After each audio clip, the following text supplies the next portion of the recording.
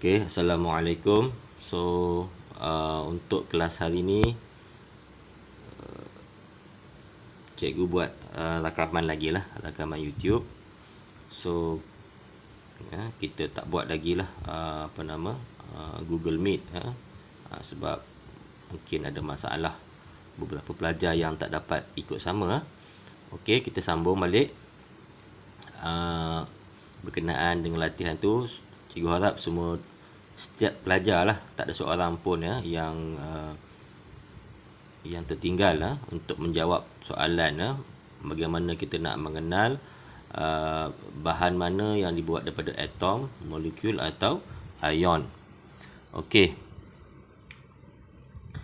seperti mana sedia maklum, kedudukan pelajar sekarang ni pun belum tentu lagi lah. Mungkin akan ada yang berpindah ke kelas lain lah. Jadi kimia pun dia mungkin belajar dengan bukan cikgu, dengan cikgu Sani. Okey, seterusnya kita belajar berkenaan dengan takat lebur dan takat beku.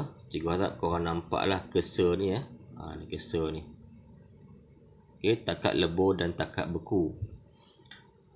Jadi dalam subtopik ini kita nak belajarlah apa itu takat lebur dan takat beku, dan kita boleh di sini beritahu menentukan takat lebur dan takat beku sesuatu bahan. Kita boleh buat aktiviti atau eksperimen untuk menentukan sesuatu takat beku atau takat lebur sesuatu bahan. Yang kita akan uji nanti bahan dia adalah naftalena ni. Okey, naftalena. Bahan dia bernama naftalena. Okey, naftalena ni. Okey, sebelum itu mungkin sebahagian besar kamu tahulah maksud takat beku, takat lebur. Pernah keluar dalam peperiksaan so seperti biasa dalam kelas cikgu kena ada catatan dalam buku nota lah. Dia boleh keluar dalam peperiksaan. Jadi di tepi ni ada definisi definisi. Kita nak definisi ni lah, tak nak definisi ataupun kefahaman yang kamu faham lah. Itu kalau kefahaman kamu boleh sebut seperti ini, tak apa. Kalau tak boleh sebut seperti apa definisi ini, kamu catatlah ni. Okay, takat lebur adalah suhu malar apabila suhu malar ataupun suhu pun boleh. Takat lebur ialah suhu apabila sesuatu bahan bertukar daripada keadaan pepejal menjadi cecair pada tekanan tertentu.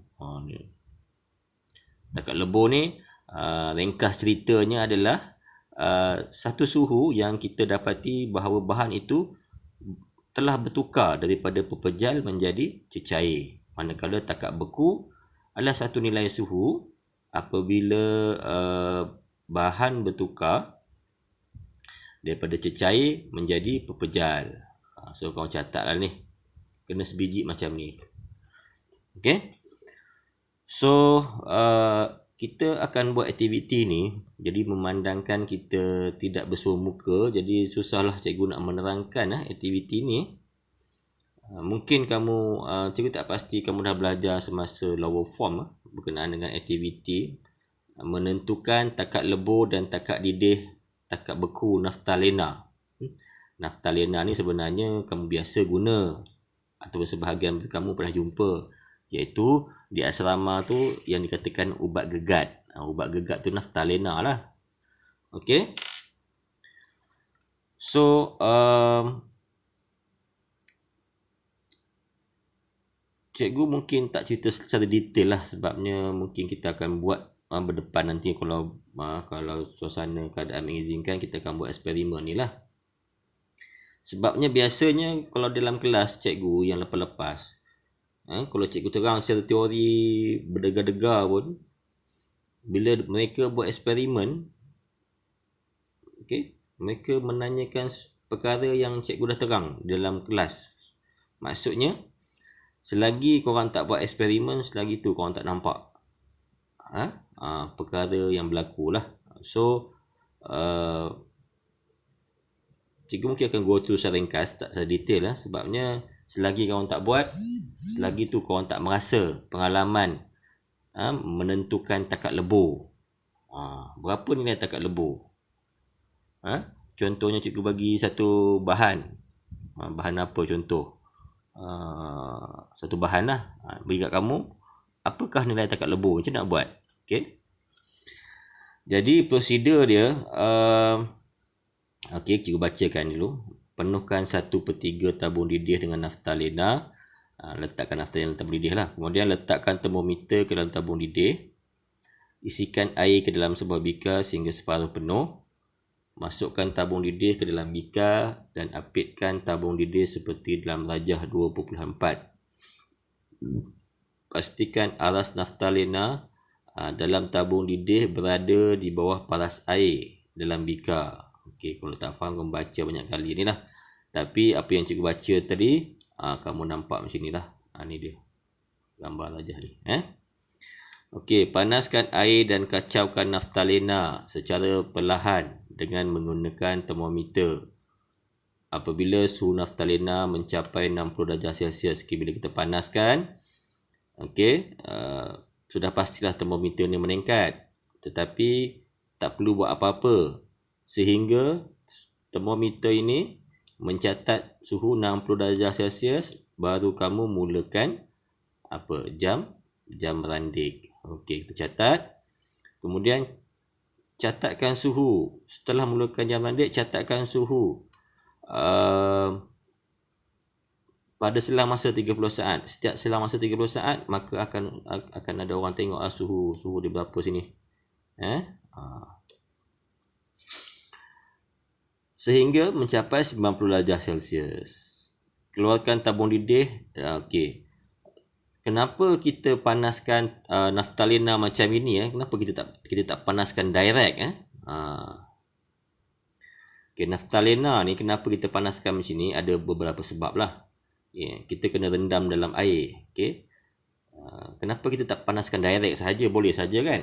Tapi kenapa kita kena menggunakan perantara air, medium air ni? Ini kita panggil kukus air. Kukus air. Dalam bahasa Inggeris istilah dia water bath. Air mandi, water bath. Kalau dalam bahasa Melayu, kukus air.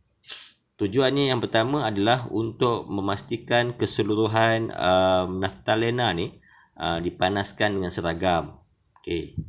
Yang kedua adalah naftalena ni adalah bahan yang mudah memejal wap. Kalau kita panaskan direct, tiba-tiba dia akan jadi wap. Jadi kita susahlah nak dapatkan takat lebur dia. Kita hanya nak tukar pepejal kepada cair, nak dapat takat lebur, bukan jadi gas kan. Jadi masalah lah kita punya eksperimen. Jadi kita kena menggunakan perantara air untuk memanaskan dia dengan sekata lah. Okay. Memang itu soalan exam. Dia kata kenapa kita kena guna kukus air. Pertama, jawapan kamu boleh catat. Jawapannya adalah untuk mendapatkan pemanasan naftalena yang sekata. Itu yang utama lah. Kamu boleh tambah lagi. Yang kedua, pastikan yang pertama belum tulis. Yang kedua, kamu kata naftalena ni untuk mengelakkan dia memejal wap. Okey, boleh Okey. Setelah sampai 90, sebenarnya sampai saja step yang ke-6 ni, kamu dah dapat dah nilai takat lebur dia. So macam mana dapat takat lebur? Berapa nilai dia? Nanti kita terangkan. Setelah habis sampai 90, sebenarnya sampai tahap 6 ni kamu sepatutnya dah dapat lah nilai takat lebur lah. Kemudian kita nak buat aktiviti yang kedua, mencari takat beku pula. Jadi kita stopkan api ni. Okey. Keluarkan tabung didih daripada kukus air, keringkan permukaan luar tabung didih dan letakkan tabung didih ke dalam kelangkun seperti rajah 2.5. Okey. Rajah 2.5 ni lah. Kacaukan naftalena secara berterusan. Catatkan suhu dan keadaan jirim. Masih catatkan pada selang masa 30 saat sehingga suhu menurun sebagai 60 darjah Celsius. dan gambar rajah dia adalah seperti ini ya.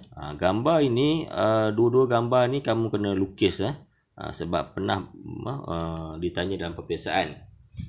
Okey. Ini adalah proses pemanasan naftalena. Ini manakala ini proses penyejukan. Kalau ditanya lukiskan gambar rajah proses penyejukan naftalena, gambar dia seperti inilah. Jangan kamu kira pula ini gambar rajah pemanasan. Jadi eksperimen ni dalam satu muka ni dia ada dua aktiviti, satu pemanasan, satu penyejukan ya. Okey, jadi dua-dua ni kita akan dapat nilai takat lebur dan takat beku. Jadi apakah penampakan yang kamu akan dapat lihat ya? Okey. So tak apa, cikgu baca balik.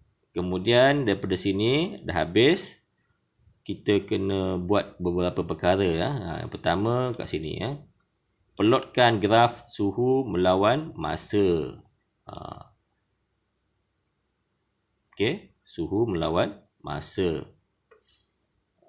Penyejukan, pemanasan dan penyejukan. Okey, kemudian baca lagi. Pada graf labelkan keadaan jirim. Okey, tak apa, ini kemudian baca. Kita tengok dia punya ni. Kita punya huraian ya. Okey, graf suhu melawan masa, cikgu baca ni ya. Bagi pemanasan naftalena ditunjukkan dalam rajah 26 dan graf suhu melawan masa bagi penyejukan ditunjukkan dalam rajah 2.7. Okey. Jadi daripada aktiviti tadi dan setelah kita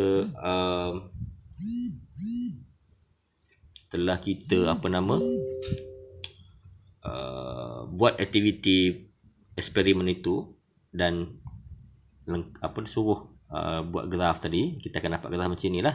Graf ni. Ini kita panggil graf yang pertama ni kita panggil lengkung pemanasan. Aktiviti pemanasan. Okey. Ni suhu melawan masa. Okey, kemudian bacaan ni semua kamu ada dalam eksperimen itu Jadi okey, ini mungkin 60 lah kan. 60 kita mula, baru kita catat kan. Masa bertambah. Ini masa sini bertambah. Okey, ke sini dia bertambah. Jadi bila masa bertambah, sudah pasti suhu makin lama makin meningkat. Kan? Okey. Kenapa meningkat? Memang kita panaskan pada awal eksperimen kan, panaskan sampai berapa? Sampai 90. Tapi di tengah-tengah pemanasan itu, kamu akan dapati tiba-tiba termometer itu tidak bergerak suhu dia. Itu keadaan di sini ni. Termometer tidak bergerak. Keadaan sini. Ada yang buat dalam eksperimen, bila buat secara bersemuka dalam amal eksperimen, ada yang tanya cikgu ni termometer ni rosak ke cikgu? Dah 2-3 minit tak meningkat-meningkat ni. Sedangkan secara teori cikgu dah ajar ni, memang akan ada masa suhu tidak bergerak. Suhu constant. Sebab apa suhu constant? Di sinilah sebenarnya takat yang dikatakan takat beku tu. Apa yang berlaku di situ? Dia beritahu, pertama, peleburan berlaku. Maksudnya di sini ada campuran pepejal. Dia sedikit demi sedikit bertukar menjadi cecair. Jadi di sini ada campuran pepejal dan sebahagiannya cecair. Suhu tidak berubah di sini. Suhu tidak berubah. Dan bila kamu tengok dalam termometer dalam test tube tu, kamu akan dapati sebahagiannya jadi pepejal, sebahagiannya jadi cecair. Maksudnya proses peleburan berlaku. Sehinggalah di hujung ni, masuk hujung ni apa? Di sini maksud semua pepejal telah bertukar di sini, semua 100% bertukar menjadi cecair di sini. Bila 100% bertukar baju cecair, baru dia meningkat balik. Nampak? Jadi keadaan fizikal yang kamu akan nampak pada awal masa ni pepejal, kemudian campuran cecair, pepejal, dan last sekali cecair. Tak ada gas di sini ya, cecair. Dan D ni, di hujung ni sebenarnya berapa suhu dia? Inilah hanya 90 sahaja.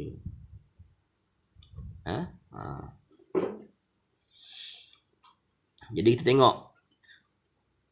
Okay, graf ini selalu keluar dalam peperiksaan. Dia tanya, kenapa suhu tidak berubah kat sini? Ni kena catat dalam nota ni. Kalau keluar soalan ni, memang wajib ditanya, hampir wajib ditanya kenapa suhu tidak berubah. Dari B ke C.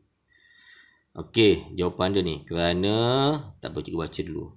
Tenaga haba yang kita bekalkan tu diserap dan digunakan untuk mengatasi daya tarikan antara zarah sehingga pepejal bertukar menjadi cecair. Ini jawapan dia. Kerana haba yang kita bekal tu dia dah tak guna untuk panaskan zarah tu. Dia gunakan dekat sini. Kenapa ada peningkatan? Sebab tadi haba tadi yang kita bekal dia akan panaskan zarah. Dia akan meningkat. Jadi termometer dapat detect.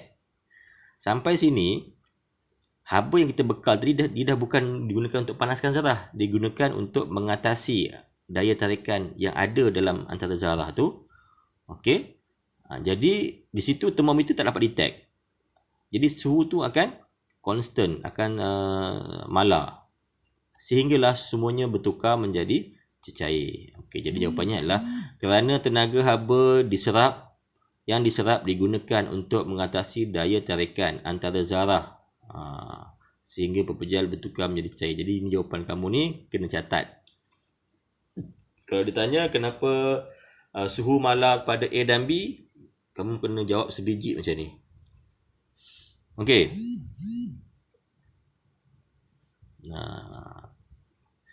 Manakala bila habis aktiviti yang pertama, ini kita panggil lengkung pemanasan. Lengkung pemanasan naftalena.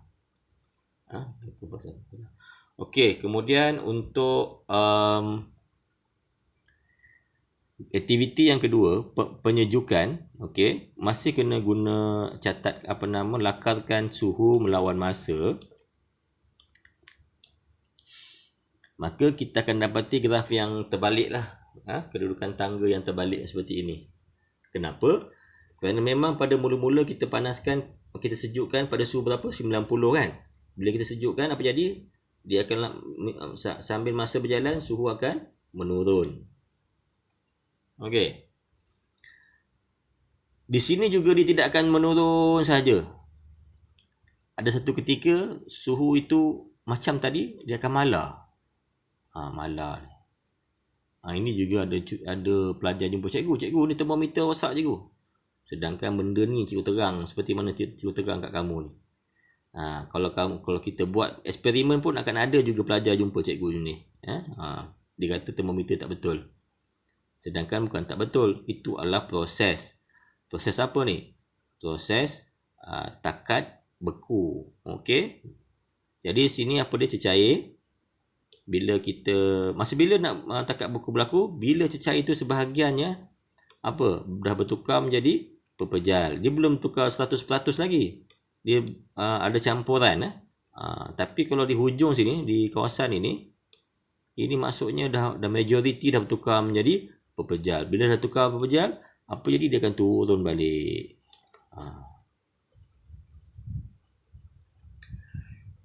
Okey. So, benda yang lain ni kan boleh baca, boleh catat lah mana penting. Tetapi di sini pun ada soalan yang, cikgu suka ajar kelas cikgu, soalan exam ni cikgu suka kelas-kelaskan dia.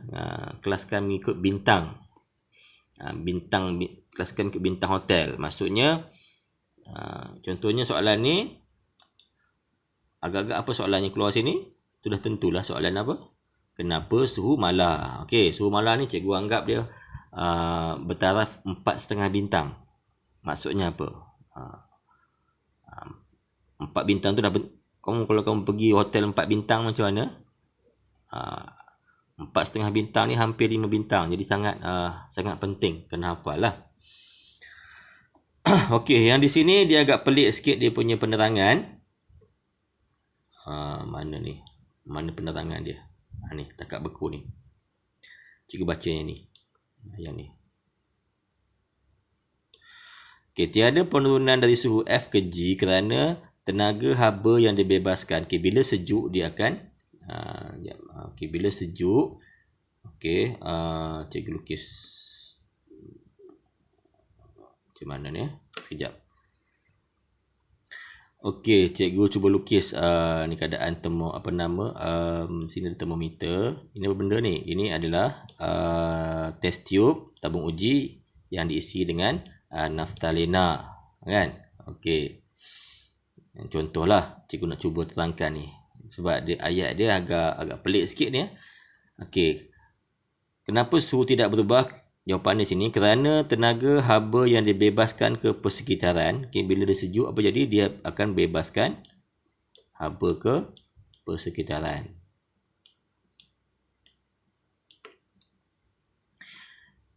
Okey. Diimbangi oleh tenaga haba yang terbebas apabila zarah-zarah menarik antara satu sama lain membentuk pepejal. Nampak apa benda tu? Pertama, dibebaskan haba, keseluruhan haba dibebaskan haba, tetapi dalam masa yang sama di dalam naftalena ni ada zarah-zarah yang tak nampak kan, zarah-zarah partikel-partikel yang tak nampak. Okay, contoh macam ni, tak nampak ni. Ni. Yang mana zarah yang dalam ni dia juga apa? Membebaskan haba. Jadi haba yang hilang tadi digantikan oleh zarah yang seni tak nampak tu bebaskan haba. Jadi dalam ni seolah-olah macam tak ada kehilangan haba sebab digantikan haba yang hilang. Begitulah ayat yang pelik ni. So kalau tak faham kau hafal je. Ni hafal ni. Itu sebab suhu dia tidak berubah kat sini. Okey?